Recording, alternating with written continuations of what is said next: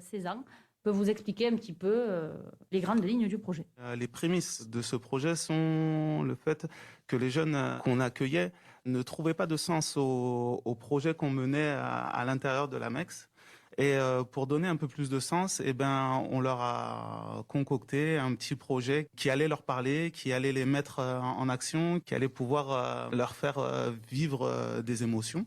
Et ce projet Solidarité, c'est aller aider les personnes qui sont dans le besoin. Oui, l'idée, c'était vraiment de pouvoir, à un moment donné, inverser les rôles. Donc, montrer aux jeunes qu'avec un peu de soi, on peut faire des choses extraordinaires, qui est, par exemple, aller faire une collecte devant un magasin. Donc, ça paraît un peu...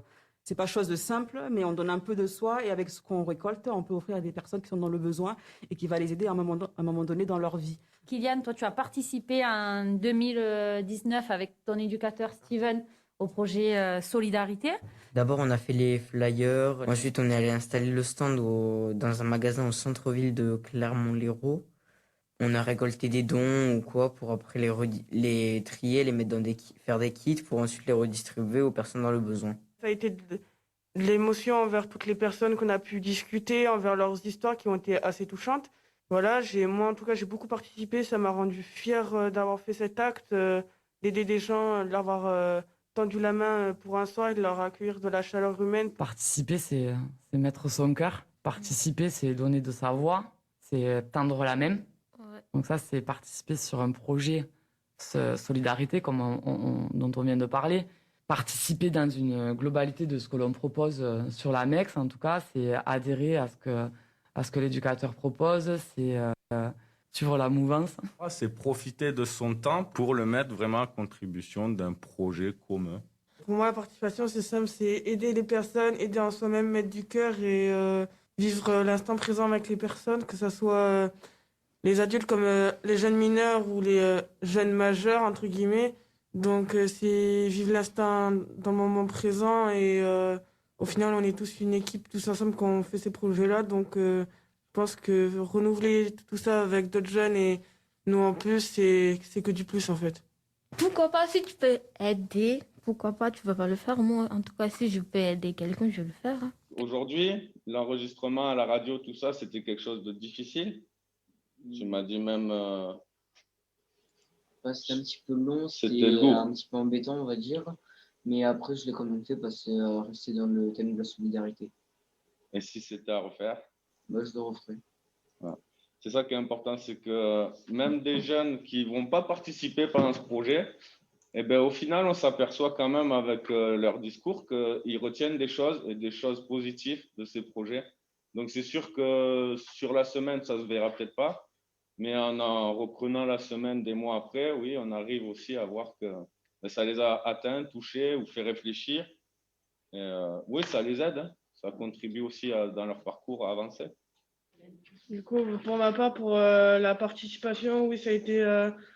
déjà, c'était pas la première action que je faisais depuis toutes ces années. Et puis, je me suis mis à fond parce que j'ai vécu ce que sur le public, j'ai aidé, donc je l'ai vécu. Donc, leur avoir tenu la main pour une fois, c'était super. Et puis, moi, on ne me l'avait pas tenu, donc la tenir à d'autres jeunes de mon âge, c'est super.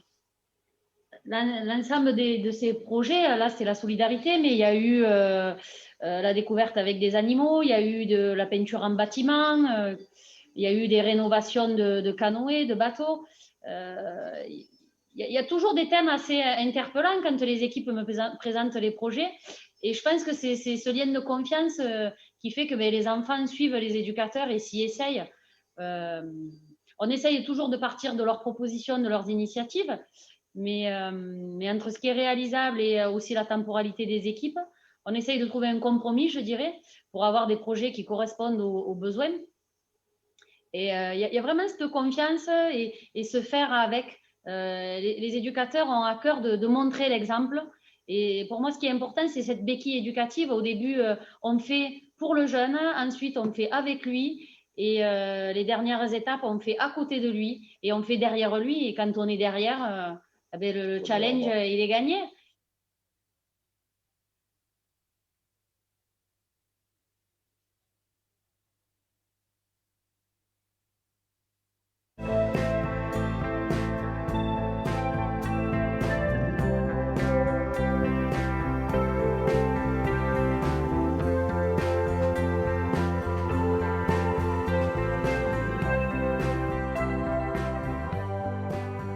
Quand on est parent d'enfants autistes, on se pose tout le temps des questions et on angoisse énormément en fait pour l'avenir de l'enfant parce qu'il y a les problèmes du jour et puis on se projette sur les années qui suivent et en fait comment faire de cet enfant qu'on aime un adulte qui aura une autonomie et qui pourra s'insérer dans la société. Donc c'est le problème de fond.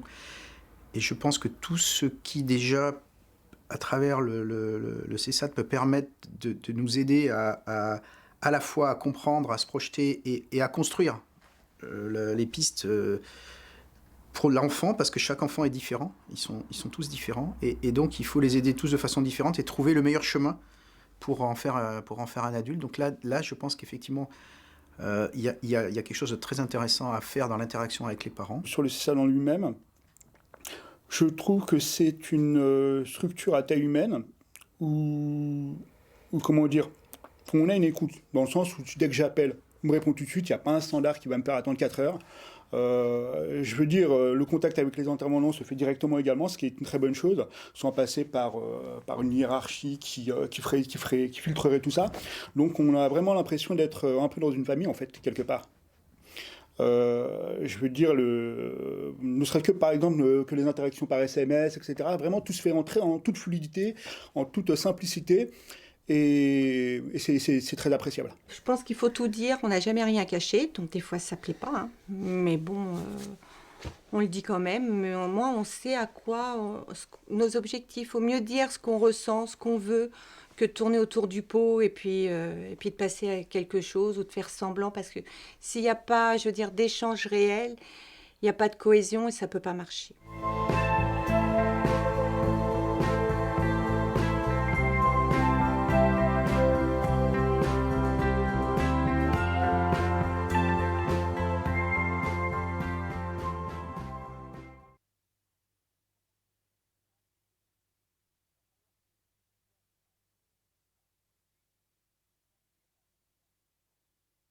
Le déploiement de coordonnateurs de parcours dans nos établissements socio-médico-sociaux est né d'une volonté associative et qui d'ailleurs est inscrite au dernier CEPOM, contrat pluriannuel d'objectifs et de moyens, qui a été signé avec l'ARS.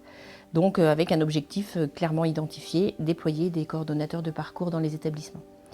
Cette volonté est née, a pour objectif de rendre effective la co-construction du projet d'accompagnement, c'est-à-dire de passer en quelque sorte d'une logique de prescription à une logique de réponse à un besoin ou à des besoins. Donc les choses se sont faites en plusieurs étapes, hein. Alors je vais parler du dispositif que je dirige, le dispositif sensoriel et moteur. Sachant qu'on était établissement porteur de l'équipe relais handicap rare et c'est un dispositif nouveau, dispositif d'appui qui s'est créé en 2015 et où on a d'emblée recruté 2 coordonnateurs de parcours. De fait, sur les autres établissements et services du dispositif sensoriel et moteur, on déploie des coordonnateurs de parcours. Donc une première étape, c'était la formation de l'équipe de cadre, de direction, avec Jean-René Louba. Deuxième étape, une expérimentation avec 3 personnes qui ont pu être détachées sur 7 heures par semaine pour faire de la coordination de parcours avec quelques situations, quelques jeunes. Et puis, nous avons évalué cette expérimentation. Et ensuite, comme l'évaluation était positive, nous avons déployé des coordonnateurs. Et à ce jour, nous avons 4 équivalents temps plein de coordonnateurs de parcours. C'est quelqu'un qui va m'aider dans mon projet professionnel et dans mon parcours de vie. C'est quelqu'un qui le suit après l'institution, l'institution qui nous aide à construire des choses dans notre vie. C'est un facilitateur de mise en place d'un projet. C'est aussi un booster qui va nous donner plein d'idées par rapport à un projet, qui va relancer aussi la machine, parce que c'est au long cours. C'est aussi un médiateur entre nous, la famille, et puis les structures.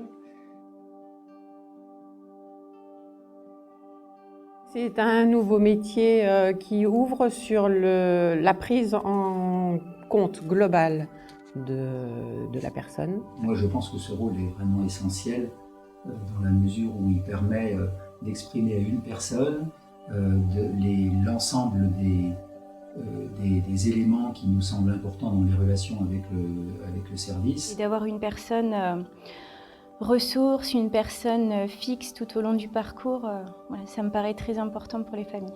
Le relationnel avec la personne accompagnée est primordial, c'est-à-dire pouvoir entrer en lien avec eux, établir une relation de confiance, pouvoir être à l'écoute des demandes, des besoins. Un premier atout, c'est de pouvoir aller à la rencontre de tous les interlocuteurs qui gravitent autour de l'usager. Alors bien sûr, en priorité, la personne concernée, la famille, et que notre mission de coordinateur de parcours, elle permet justement de rassembler et puis de mettre un peu de liant et surtout de recueillir avant tout les attentes et les besoins de la personne. C'est qu'on a du temps pour ça. Parce que ça, c'est vrai.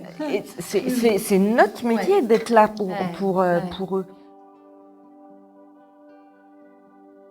Quand il y a un désaccord, et le coordonnateur, il est très important parce qu'il est là pour faire... Enfin, il fait tiers, en fait. Oui.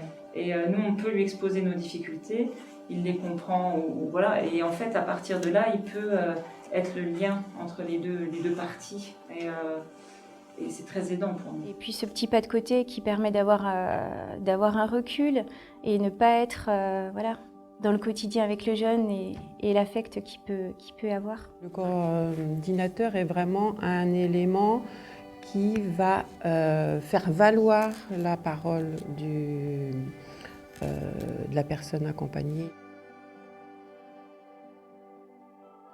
S'il y a un truc qu'on me propose et que je suis pas d'accord avec ça, je vais dire bah non, là ça me plaît pas. Donc les usagers sont très surpris au départ, mais ils apprécient beaucoup d'être vraiment mis au centre de toutes les décisions et de leurs projets. En fait, c'est eux qui connaissent le mieux leurs enfants. Par rapport à mon projet, moi je me sens parfaitement capable de dire quand ça me convient et quand ça me convient pas. En fait, nous, on voulait dire qu'il est important que le coordonnateur de parcours il ait une légitimité auprès de tout le monde et surtout auprès de tous les acteurs. En tout cas, c'est des jolies missions qu'on nous a confiées.